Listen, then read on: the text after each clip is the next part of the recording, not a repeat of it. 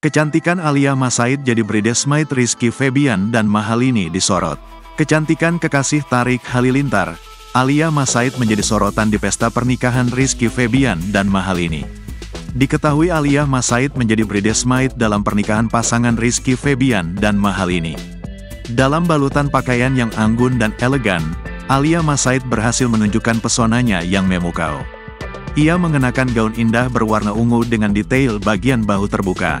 Dengan kecantikan dan pesona yang dimiliki Alia Mas Said, tak heran jika ia menjadi pusat perhatian dalam pernikahan sang sahabat. Tak hanya itu, kebersamaan Alia Mas Said dengan Tarik Halilintar juga menjadi sorotan. Sejoli muda ini tampak terlihat begitu mesra dan akrab dalam momen-momen yang penuh kebahagiaan. Bahkan santer kabar bila keduanya segera menyusul ke pelaminan. Rumor ini semakin menghangat dan menjadi perbincangan hangat di kalangan masyarakat beberapa waktu belakangan. Tarik dan Alia sedang sibuk menyiapkan pernikahan mereka yang akan segera digelar. Kabarnya, mereka sudah mengadakan beberapa pertemuan keluarga untuk membahas rencana pernikahan mereka yang begitu istimewa tersebut. Namun, masih belum pasti kapan waktu dan tempatnya.